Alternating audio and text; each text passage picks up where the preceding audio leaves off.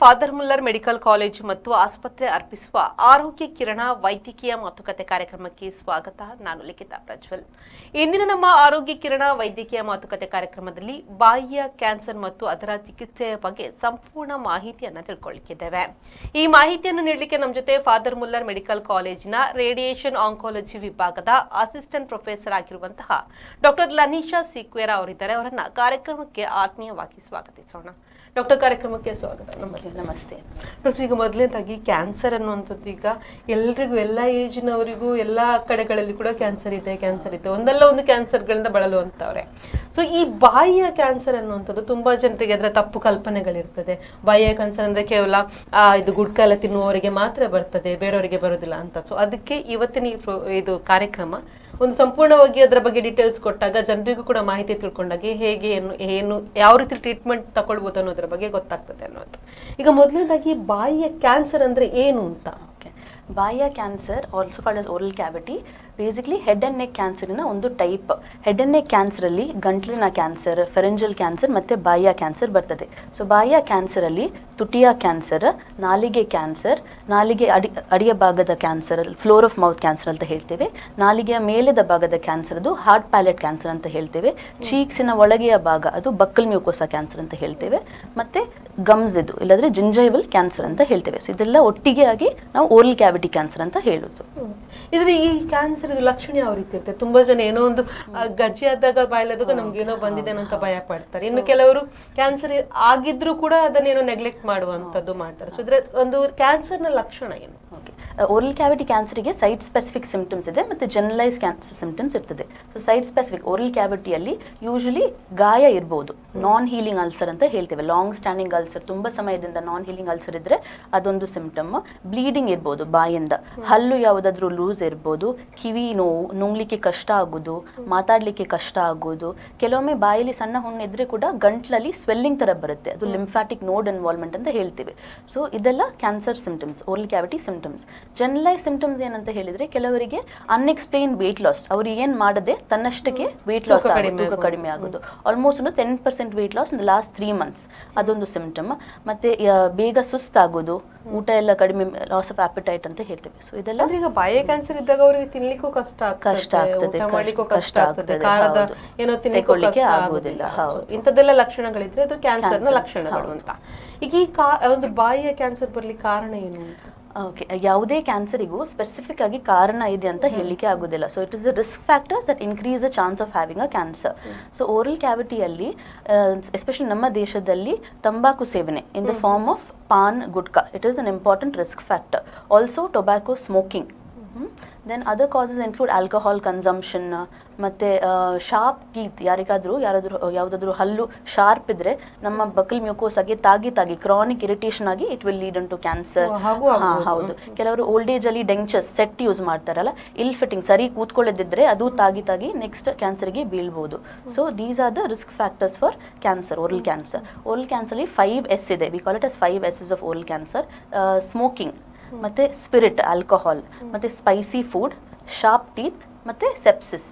ಬೇರೆ immuno compromise condition such as HIV patients, hepatitis ಪೇಷಂಟ್ಸಿಗೆ ಕೂಡ ಕ್ಯಾನ್ಸರ್ ಬರುವ ಚಾನ್ಸಸ್ ಜಾಸ್ತಿ ಇರ್ತದೆ. ಈಗ ನಾವು ತಿಳ್ಕೊಂಡಾಗೆ ಇದ್ರ ಬಗ್ಗೆ ತುಂಬಾ ಜನರಿಗೆ ಮಾಹಿತಿಯ ಕೊರತೆ ಇರುವಂತ, ತುಂಬಾ ಜನರಿಗೆ ಇದ್ರ ಬಗ್ಗೆ ಗೊತ್ತಿಲ್ಲ. ಬಾಯಿಯ ಕ್ಯಾನ್ಸರ್ ಅಂತ ಹೇಳಿದ ಕೂಡಲೇ ಕೆಲವರು ಅದನ್ನ ನೆಗ್ಲೆಕ್ಟ್ ಮಾಡ್ತಾರೆ. ಇನ್ನು ಕೆಲವರು ಅದಲ್ಲದಿದ್ರು ಕ್ಯಾನ್ಸರ್ ಬಂದಿದೆ ಅಂತ ಭಯ ಪಡ್ಕೊಂಡು ಏನೋ ಟೆನ್ಷನ್ ಆಗುವಂತದ್ದು ಚಾನ್ಸಸ್ ಇರ್ತದೆ. ಸೊ ನಮ್ಮ ಈ ದೇಶದ ಜನರಿಗೆ ಬಾಯಿಯ ಕ್ಯಾನ್ಸರ್ ಬಗ್ಗೆ ಅರಿವು ಕೊಡಿಸುವಂತದ್ದು ಯಾಕೆ ಅಗತ್ಯ? So oral cavity cancer is the second most common cancer in India. Every year almost more than 1 lakh ಹೊಸ ಕೇಸಸ್, ನ್ಯೂ ಕೇಸಸ್ ಡಯಾಗ್ನೋಸ್ ಆಗ್ತಾ ಇದೆ. So this is very important to create awareness among the people. Okay, so earlier the detection, earlier the diagnosis and better treatment. So if the patient comes in stage 1 only, almost cure rate 90% ಇರ್ತದೆ. So I urge all the patients, ಯಾರಿಗಾದ್ರೂ ಹೀಗೆ ಬಾಯಲ್ಲಿ ಹುಣ್ಣಿದ್ರೆ, ಕತ್ತಲ್ಲಿ ಗಂಟಲ್ಲಿ swelling ಏನಾದ್ರೂ ಇದ್ರೆ, you can go to a local doctor, either your family doctor ಇಲ್ಲದ್ರೆ ENT ಡಾಕ್ಟರ್ ಹತ್ರ ಹೋಗ್ಬೋದು, ಡೆಂಟಿಸ್ಟ್ ಹತ್ರ ಹೋಗ್ಬೋದು. They will probably give 1 course of antibiotics and see ಕಡಿಮೆ ಆಗುತ್ತಾ ಇಲ್ಲ ಅಂತ. ಕಡಿಮೆ ಆಗದಿದ್ರೆ then they will refer to an oncologist. ಎಷ್ಟು ಬೇಗ ಆಗ್ತದೆ ಅಷ್ಟು ಡಾಕ್ಟರ್ ಕಾಂಟ್ಯಾಕ್ಟ್ ಮಾಡೋದು ಒಳ್ಳೆಯದು ಅಂತ. ಈಗ ಈ ಬಾಯಿಯ ಕ್ಯಾನ್ಸರ್ ಅನ್ನು ಪತ್ತೆ ಹಚ್ಚಲಿಕ್ಕೆ ನೀವು ಆಗಲೇ ಹೇಳಿದಂತ ಲಕ್ಷಣಗಳಿದೆಯಲ್ಲ, ಅದಲ್ಲದೆ ಬೇರೆ ಏನಾದ್ರೂ ಇದೆಯಾ? ಯಾವ ರೀತಿ ಪತ್ತೆ ಹಚ್ಚಬಹುದು? ಪತ್ತೆ ಹಚ್ಚೋದು, ಓಕೆ, ಫಸ್ಟ್ ನಮಗೆ ಕನ್ಫರ್ಮ್ ಮಾಡಲಿಕ್ಕೆ ನಾವೊಂದು ಬಯೋಪ್ಸಿ ಇಲ್ಲಾಂದರೆ ಮಾಂಸ ಪರೀಕ್ಷೆ ಮಾಡ್ತೀವಿ. ಟಿಶ್ಯೂ ಡಯಾಗ್ನೋಸಿಸ್ ಬೇಕಾಗುತ್ತೆ ಕ್ಯಾನ್ಸರ್ ಇದೆಯಾ ಇಲ್ಲ ಅಂತ ಹೇಳಲಿಕ್ಕೆ. ಸೊ ಬಯೋಪ್ಸಿ ಪಾಸಿಟಿವ್ ಆದ ನಂತರ ನಾವು ನೆಕ್ಸ್ಟ್ CT ಸ್ಕ್ಯಾನ್ ಇಲ್ಲಾಂದರೆ MRI ಸ್ಕ್ಯಾನ್ ಮಾಡ್ತೇವೆ. ಬಾಯಿ ಮತ್ತು ಕತ್ತಿದು CT ಸ್ಕ್ಯಾನ್ ಇಲ್ಲಾಂದರೆ MRI ಸ್ಕ್ಯಾನ್ ಮಾಡಿ ಕಾಯಿಲೆ ಯಾವ ಸ್ಟೇಜಲ್ಲಿ ಇದೆ, ಎಷ್ಟು ಹರಡಿದೆ ಅಂತ ನೋಡ್ತೀವಿ. ಸೊ ನೆಕ್ಸ್ಟ್ ಸ್ಟೆಪ್ಪಲ್ಲಿ ನಾವು ಎಕ್ಸ್ರೇ ಮಾಡ್ತೀವಿ. ಎದೆದು ಎಕ್ಸ್ರೇ ಮಾಡಿ ಲಂಗ್ಸಿಗೆ ಹರಡಿದೆಯಾ ಕಾಯಿಲೆ, ಲಿವರಿದು ಹರಡಿದೆಯಾ ಅಂತ ಒಂದು ಅಲ್ಟ್ರಾಸೌಂಡ್ ಸ್ಕ್ಯಾನ್ ಮಾಡಿ ನೋಡ್ತೀವಿ. ಯಾಕಂದರೆ based on the stage of the disease treatment vary ಆಗುತ್ತೆ. ಪೆಟ್ ಸ್ಕ್ಯಾನ್ ಕೂಡ ಮಾಡ್ಬೋದು, ಹೋಲ್ ಬಾಡಿ ಸ್ಕ್ಯಾನ್ ಮಾಡ್ತೀವಿ.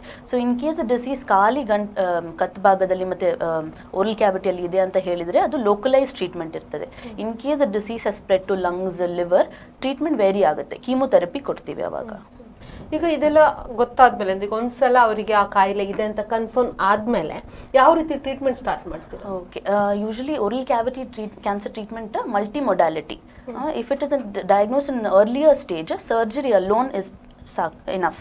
But if it is diagnosed in a later stage, ಒಂದು ಸೆಕೆಂಡ್ ಥರ್ಡ್ ಸ್ಟೇಜ್ ಮೇಲೆ ಗೊತ್ತಾದರೆ ಆಪರೇಬಲ್ ಆದರೆ ನಾವು ಆಪ್ರೇಟ್ ಮಾಡಿ ಅದು ಆಪ್ರೇಟ್ ಮಾಡಿದ ಸ್ಪೆಸಿಮೆನ್ ಎಕ್ಸಾಮಿನೇಷನ್ಗೆ ಕಳಿಸ್ತೇವೆ. ಪೆಥಾಲಜಿಸ್ಟ್ ಅದು ಎಕ್ಸಾಮಿನ್ ಮಾಡ್ತಾರೆ. ಅದರಲ್ಲಿ ಹೈ ರಿಸ್ಕ್ ಫೀಚರ್ಸ್ ಇದ್ದರೆ ನೆಕ್ಸ್ಟ್ ನಾವು ರೇಡಿಯೇಷನ್ ಕೊಡಬೇಕಾಗತ್ತೆ. ನೆಕ್ಸ್ಟ್ ಆಪ್ಷನ್ ಏನಂತ ಹೇಳಿದರೆ, ಇಫ್ ಇಟ್ಸ್ ಲಿಟಲ್ ಬಿಗ್, ಸ್ವಲ್ಪ ದೊಡ್ಡದಿದ್ರೆ ಕೀಮೋ ಕೊಟ್ಟು ಕಾಯಿಲೆ ಕರಗಿಸಿ ಮತ್ತೆ ಆಪ್ರೇಷನ್ ಮಾಡುವ ಚಾನ್ಸ್ ಇದೆ. If it's locally advance at the time of presentation direct chemo radiation ಕೊಡ್ತೀವಿ ನಾವು. ಈಗ ಈ ರೇಡಿಯೇಷನ್ ಥೆರಪಿ ಅಂತ ಹೇಳ್ತಾರಲ್ಲ, ಅದಂದ್ರೆ ಏನು ಅಂತ ತುಂಬಾ ಜನರಿಗೆ ರೇಡಿಯೇಷನ್ ಥೆರಪಿ ಅಂದ್ರೆ ಗೊತ್ತಿರೋದಿಲ್ಲ ಅಥವಾ ಭಯ ಇರ್ತದೆ. ಅದ್ರ ಏನು? Radiation is basically high dose X-ray treatment. It is delivered over a period of time. ಒಮ್ಮೆಲೆ ಕೊಡೋದಲ್ಲ, over a period of time. It is an organ sparing treatment ಅಂತ ಹೇಳ್ತೇವೆ ರೇಡಿಯೇಷನ್ ಥೆರಪಿಗೆ. So it is for oral cavity cancers we deliver over a period of 6 to 7 weeks. ಒಮ್ಮೆಲೆ ಕೊಡೋದಲ್ಲ, divided doses ಅಲ್ಲಿ ಕೊಡೋದು. ಆಯ್ತಾ? So it is delivered through a machine similar to a CT scan machine. So first ನಾವು ಪೇಷಂಟಿಗೆ ಒಂದು ಕವಚ ಅಂತ ಮಾಡ್ತೇವೆ ಅವರ ಮುಖದ ಮೇಲೆ ಮತ್ತು ಕತ್ತಿನ ಮೇಲೆ. ಅದೇ ಒಂದೊಂದು ಪೇಷಂಟ್ಗೆ ಒಂದೊಂದು ಕವಚ ಅಂತ ಇರ್ತದೆ, ಥರ್ಮೋಪ್ಲಾಸ್ಟಿಕ್ ಮೋಲ್ಡ್ ಅಂತ ಮಾಡ್ತೇವೆ. ನೆಕ್ಸ್ಟ್ ಒಂದು CT ಸ್ಕ್ಯಾನ್ ಮಾಡ್ತೇವೆ. ಆ CT ಸ್ಕ್ಯಾನ್ ಮೇಲೆ ಕಾಯಿಲೆಯಲ್ಲಿದೆ ನಾವು ಅದು ಟ್ಯೂಮರನ್ನು ಡಿಲಿನಿಯೇಟ್ ಮಾಡ್ತೇವೆ ಮತ್ತು ಪ್ಲಾನ್ ಎಕ್ಸಿಕ್ಯೂಟ್ ಮಾಡ್ತೇವೆ. ಸೊ ಡೈಲಿ ಅವರಿಗೆ ಟ್ರೀಟ್ಮೆಂಟಿಗೆ ಬರಲಿಕ್ಕೆ ಇರುತ್ತೆ. ಸೊ ಪ್ರತಿ ದಿವಸ ಬರಬೇಕು for 6 to 7 weeks. Treatment time around 15 to 20 minutes ಅಷ್ಟೇ. ಪ್ರತಿ ದಿವಸ ಟ್ರೀಟ್ಮೆಂಟ್ ಬರಲೇಬೇಕು. ಈಗ ಈ ರೇಡಿಯೇಷನ್ ಥೆರಪಿಯಿಂದ ಏನಾದರೂ ಅಡ್ಡ ಪರಿಣಾಮಗಳಿದೆಯಾ? ಹೌದು, ರೇಡಿಯೇಷನ್ ಟೈಮಲ್ಲಿ ಅಕ್ಯೂಟ್ ಸೈಡ್ ಎಫೆಕ್ಟ್ಸ್ ಇರುತ್ತೆ, ಲೇಟ್ ಸೈಡ್ ಎಫೆಕ್ಟ್ಸ್. ಅಕ್ಯೂಟ್ ಅಂದರೆ during the time of radiation up to 3 months, late ಅಂದರೆ post treatment after 3 months. So usually ಏನಾಗುತ್ತೆ, ರೇಡಿಯೇಷನ್ ಕೊಡುವಾಗ ಫಸ್ಟ್ ಆಫ್ಟರ್ 2 weeks, ಫಸ್ಟ್ 2 ವಾರ ಏನು ಸೈಡ್ ಎಫೆಕ್ಟ್ಸ್ ಇರಲ್ಲ. 2 ವಾರ ಆದ ನಂತರ ಬಾಯಲ್ಲಿ ಸ್ವಲ್ಪ ಗಜ್ಜಿ ಬರ್ಬೋದು, ಹುಣ್ಣು ಬರ್ಬೋದು, ನುಂಗ್ಲಿಕ್ಕೆ ಕಷ್ಟ ಆಗ್ಬೋದು, ಕತ್ತಿನ ಚರ್ಮ ಸ್ವಲ್ಪ ಕಪ್ಪಾಗುತ್ತೆ, ಮತ್ತು ಬಾಯಿ ಒಳಗಡೆ ಅದು ಸಲೈವ ಪ್ರೊಡಕ್ಷನ್ ಸ್ವಲ್ಪ ಕಡಿಮೆ ಆಗ್ತದೆ. ಸೊ ಬಾಯಲ್ಲಿ ಡ್ರೈನೆಸ್ ಆಗ್ತದೆ, ವೆಯ್ಟ್ ಲಾಸ್ ಆಗ್ಬೋದು. ಬಾಯಲ್ಲಿ ಹುಣ್ಣಿದ್ರಿಂದ ನುಂಗ್ಲಿಕ್ಕೆ ಕಷ್ಟ ಆದ್ರಿಂದ ವೆಯ್ಟ್ ಲಾಸ್ ಆಗ್ತದೆ. ಸೊ ಇದೆಲ್ಲ ಅಕ್ಯೂಟ್ ಸಿಂಪ್ಟಮ್ಸ್. ಕೆಲವರಿಗೆ ಬ್ಲೀಡಿಂಗ್ ಸಹ ಇರ್ಬೋದು. ಸೊ ಈ ಸಿಂಪ್ಟಮ್ಸ್ ಇರುವಾಗ ನಾವು ಪೇಷಂಟ್ಸಿಗೆ ಮೊದಲೇ ಹೇಳ್ತೇವೆ ಎಕ್ಸ್ಪೆಕ್ಟೆಡ್ ಸೈಡ್ ಎಫೆಕ್ಟ್ಸ್ ಏನಂತ. ಮೊದಲೇ ಗೊತ್ತಿರ್ತದೆ. ಸೊ ಲೇಟರ್ ಸೈಡ್ ಎಫೆಕ್ಟ್ಸ್ ಏನಂತ ಹೇಳಿದ್ರೆ, ಲಾಂಗ್ ಟರ್ಮ್ ಸೈಡ್ ಎಫೆಕ್ಟ್ಸ್ ನುಂಗ್ಲಿಕ್ಕೆ ಕಷ್ಟ ಇರ್ಬೋದು ಕೆಲವರಿಗೆ ಇನ್ನು.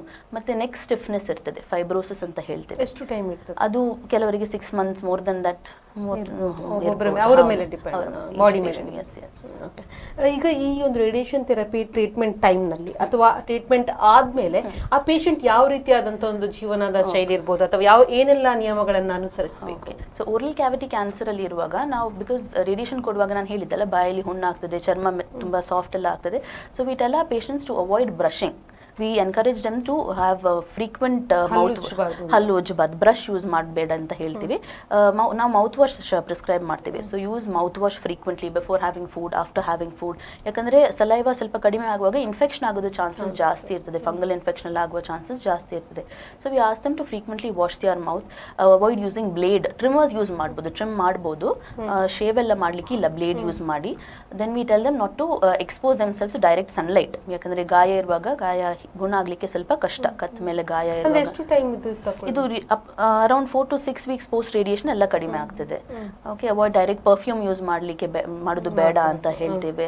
So all these are the side effects during radiation which we tell the patients to anticipate. ಅಂದ್ರೆ ಅದನ್ನ ಅವರು ಫಾಲೋ ಮಾಡಿದ್ರೆ ಸಮಸ್ಯೆ ಇಲ್ಲ. ಹೌದು, ಅಂದ್ರೆ ಇದೆಲ್ಲ ಆಗ್ತದೆ, ಪ್ರತಿಯೊಬ್ಬರಿಗೂ ಕೂಡ ಆಗ್ತದೆ, ಸೈಡ್ ಎಫೆಕ್ಟ್ಸ್ ಗಳು ಆಗ್ತದೆ. ಅದನ್ನ ನಾವು ಜಾಗ್ರತೆ ಮಾಡಬೇಕು. ಮತ್ತೆ ನುಂಗ್ಲಿಕ್ಕೆ ಕಷ್ಟ ಆಗುವಾಗ we encourage them for Ryle's tube. ಮೂಗಿಂದ ಒಂದು ಟ್ಯೂಬ್, ನೇಸೋಗ್ಯಾಸ್ಟ್ರಿಕ್ ಟ್ಯೂಬ್ ಹಾಕ್ತೀವಿ. ಬಾಯಲ್ಲಿ ಊಟ ಮಾಡಲಿಕ್ಕೆ ಆಗದಿದ್ರೆ ಮೂಗಿಂದ ಟ್ಯೂಬ್ ಹಾಕಿ ರೈಲ್ಸ್ ಟ್ಯೂಬ್ ಫೀಡ್ಸ್ ಕೊಡ್ತೀವಿ.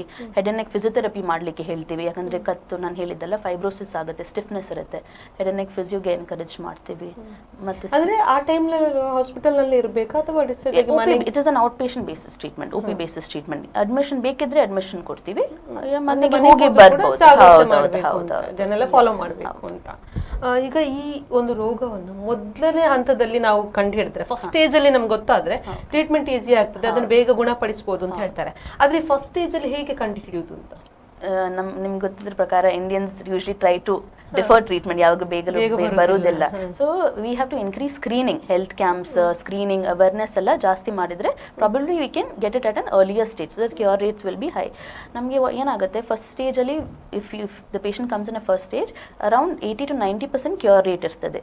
ಸೆಕೆಂಡ್ ಸ್ಟೇಜಲ್ಲಿ ಪ್ರೆಸೆಂಟ್ ಆಗುವಾಗ ಅರೌಂಡ್ ಒಂದು 70% ಕ್ಯೂರ್ ರೇಟ್ ಇರ್ತದೆ. ಥರ್ಡ್ ಸ್ಟೇಜಲ್ಲಿ ಬರುವಾಗ ಅರೌಂಡ್ 50%, ಮತ್ತು ಫೋರ್ತ್ ಸ್ಟೇಜಲ್ಲಿ ಪ್ರೆಸೆಂಟ್ ಆಗುವಾಗ ಲೆಸ್ ದೆನ್ 30% ಕ್ಯೂರ್ ರೇಟ್ ಇರ್ತದೆ. So better they come early to us so that the cure rates are better. ನಾವು ಎಷ್ಟು ಬೇಗ ನಾವು ಹೋಗಿ ಡಾಕ್ಟರ್ನ ಕಾಂಟ್ಯಾಕ್ಟ್ ಮಾಡಿ ಟ್ರೀಟ್ಮೆಂಟ್ ಸ್ಟಾರ್ಟ್ ಮಾಡ್ತೇವೋ ಅಷ್ಟು ಬೇಗ ನಾವು ರಿಕವರ್ ಆಗ್ಬೋದು ಅನ್ನುವಂಥದ್ದು. ಅಂದ್ರೆ ಈ ಒಂದು ಕಾಯಿಲೆಯನ್ನು ಸಂಪೂರ್ಣವಾಗಿ ಗುಣಪಡಿಸಬಹುದು. Once a patient is diagnosed with cancer, you cannot immediately say he's cured. Okay, ಒಮ್ಮೆ ಕ್ಯಾನ್ಸರ್ ಡಿಟೆಕ್ಟ್ ಆದ ನಂತರ ನಾವು ಲೈಫ್ ಲಾಂಗ್ ಆ ಪೇಷಂಟ್ ಅನ್ನು ಫಾಲೋ ಅಪ್ ಅಲ್ಲಿ ಇಡ್ತೀವಿ. ಸೊ ಎಕ್ಸಾಂಪಲ್ ರೇಡಿಯೇಷನ್ ಆದ ನಂತರ, ಕೀಮೋ ಆದ ನಂತರ ಫಸ್ಟ್ ಇಯರ್ಗೆ ಎವ್ರಿ ಮಂತ್ ನಾವು ಕರಿತೇವೆ ಚೆಕಪ್ಗೆ. 1 ವರ್ಷ ಆದ ನಂತರ ಒನ್ಸ್ ಇನ್ 3 months ಕರಿತೇವೆ, ಒನ್ಸ್ ಇನ್ 6 months ಕರಿತೇವೆ. ಸೊ ಚೆಕಪ್ ಲೈಫ್ ಲಾಂಗ್ ಇರುತ್ತೆ. ಇನ್ ಕೇಸ್ ಆಫ್ಟರ್ 5 ಜೀವಮಾನ ಇರುವವರೆಗೂ ಚೆಕಪ್ಗೆ ಬರಬೇಕು. ಹೌದು, ಬರಲೇಬೇಕು. ಆದ್ರೆ ಟ್ರೀಟ್ಮೆಂಟ್ ಕ್ಯೂರ್ ಆದ್ರೆ ಕೂಡ ಚೆಕಪ್ಗೆ ಬರ್ತಾ ಇರಬೇಕು. ಸೊ ಆಫ್ಟರ್ 5 years ಅಲ್ಲಿ ಏನು ಕಾಯಿಲೆ ಇಲ್ಲ ಅಂತ ಹೇಳಿದ್ರೆ we can say he is cancer free from oral cavity cancer. ನಿಮ್ಮನ್ನು ಕಾಂಟ್ಯಾಕ್ಟ್ ಆಗೋದು ಚೆಕ್ ಮಾಡ್ತಾ ಇರಬೇಕು. 5 ವರ್ಷದ ಮೇಲೆ ನೀವು ಕಂಪ್ಲೀಟ್ ಆಗಿ ಅವರಿಗೆ ಕ್ಯೂರ್ ಆಗಿದೆ ಅಂತ ಗೊತ್ತಾದ್ರೂ ಕೂಡ ಇಯರ್ಲಿ ಚೆಕಪ್ ಗೆ ಬರಬೇಕಾಗ್ತದೆ. ಅಂದ್ರೆ ಮತ್ತೆ ರಿಪೀಟ್ ಆಗೋ ಚಾನ್ಸಸ್ ಇದೆ. But after 5 years less likely, up to 5 years maximum chance. ಈಗ ಫಸ್ಟ್ ಸ್ಟೇಜ್ ಅಲ್ಲಿ ಬಂದ್ರೆ ಬೇಗ ಕ್ಯೂರ್ ಮಾಡಬಹುದು ಅಂತ ಹೇಳ್ತಾರೆ, ಲಾಸ್ಟ್ ಸ್ಟೇಜ್ ಅಲ್ಲಿ ಬಂದ್ರೆ ಏನ್ ಮಾಡಕ್ ಆಗಲ್ಲ ಅಂತ ಹೇಳ್ತಾರೆ. ಈಗ ಫಸ್ಟ್ ಸ್ಟೇಜ್ ಅಲ್ಲಿ ಬಂದ್ರು ಕೂಡ ಅವರು ಲೈಫ್ ಲಾಂಗ್ ನಿಮ್ಮ ಹತ್ರ ಬರಲೇಬೇಕಾಗ್ತದೆ. ಹೌದು, ಅದು ಮಾಡ್ಲೇಬೇಕಾಗ್ತದೆ ಅಂತ. ಆದ್ರೆ ಟ್ರೀಟ್ಮೆಂಟ್ ಇರೋದಿಲ್ಲ, ಮೆಡಿಸಿನ್ಸ್ ಏನು ಟ್ರೀಟ್ಮೆಂಟ್ ಇರೋದಿಲ್ಲ ಅಂತ ಅಲ್ಲ. Treatment basically it will turn. ಇವಾಗ ನಾವು ಫಸ್ಟ್ ಸೆಕೆಂಡ್ ಸ್ಟೇಜ್ ಅಲ್ಲಿ ಇರುವಾಗ ಕ್ಯೂರೇಟಿವ್ ಟ್ರೀಟ್ಮೆಂಟ್ ಅಂತ ಕೊಡ್ತೀವಿ. ಸೊ ಫೋರ್ತ್ ಸ್ಟೇಜ್ ಅಲ್ಲಿ ಇರುವಾಗ ಪ್ಯಾಲಿಯೇಟಿವ್ ಟ್ರೀಟ್ಮೆಂಟ್ ಅಂತಂದ್ರೆ ಅವರ ಸಿಂಪ್ಟಮ್ಸ್ ಕಡಿಮೆ ಆಗ್ಲಿಕ್ಕೆ, ನೋವು ಕಡಿಮೆ ಆಗ್ಲಿಕ್ಕೆ, ಕ್ಯೂರೇಟಿವ್ ಇಂಟೆಂಟ್ ಅಲ್ಲಿ ಕೊಡುವುದಲ್ಲ, ಆಯ್ತಾ, ಬ್ಲೀಡಿಂಗ್ ಕಡಿಮೆ ಆಗ್ಲಿಕ್ಕೆ. ಸೊ ಆ ಟೈಪ್ ಇದು ಟ್ರೀಟ್ಮೆಂಟ್ ಇರ್ತದೆ, ಟ್ರೀಟ್ಮೆಂಟ್ ನಡೀತಾ ಇರ್ತದೆ. ಈಗ ಒಂದು ಮುಖ್ಯ ಕ್ವಶನ್ ಏನಪ್ಪಾ ಅಂತ ಹೇಳಿದ್ರೆ, ಈ ಒಂದು ಬಾಯಿಯ ಕ್ಯಾನ್ಸರ್ ಬರುವಂತದ್ದು ಮಹಿಳೆಯರಿಗೆ ಜಾಸ್ತಿಯಾ ಪುರುಷರಿಗೆ ಜಾಸ್ತಿ? ಅಂದ್ರೆ ತುಂಬಾ ಜನ ತಿಳ್ಕೊಳ್ಳುವಂಥದ್ದು, ಯಾರೆಲ್ಲ ತಂಬಾಕು ಸೇವನೆ ಮಾಡ್ತಾರೆ ಅವರಿಗೆ ಮಾತ್ರ, ಹೆಚ್ಚಾಗಿ ತಂಬಾಕು ಸೇವನೆ ಮಾಡುವಂತವ್ರು ಪುರುಷರು. ಸೊ ಪುರುಷರಿಗೆ ಮಾತ್ರ ಅದು ಬರ್ತದೆ, ಮಹಿಳೆಯರಿಗೆ ತುಂಬಾ ಕಡಿಮೆ ಅಂತ. ಸೊ ನಿಮ್ಮ ಪ್ರಕಾರ ಮಹಿಳೆಯರ ಪುರುಷರು ಕಾಮನ್ಲಿ ಸೀನ್ ಇನ್ ಮೇಲ್ಸ್, ಪುರುಷರಲ್ಲಿ ಜಾಸ್ತಿ ನೋಡ್ತೀವಿ. ಬಿಕಾಸ್ ಬೇಸಿಕಲಿ ತಂಬಾಕು ಏನಾಗುತ್ತೆ, it's like a carcinogen, cancer causing agent.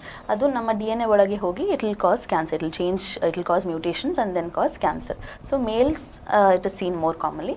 ಮತ್ತೆ around 33% of Indian population accounts to oral cavity cancers. Globally ನಾವು ನೋಡಿದ್ರೆ ಇಂಡಿಯಾದಲ್ಲಿ ಅರೌಂಡ್ 33% ಕಾಂಟ್ರಿಬ್ಯೂಷನ್ ಇದೆ ಫಾರ್ ಓರಲ್ ಕ್ಯಾವಿಟಿ ಕ್ಯಾನ್ಸರ್ಸ್.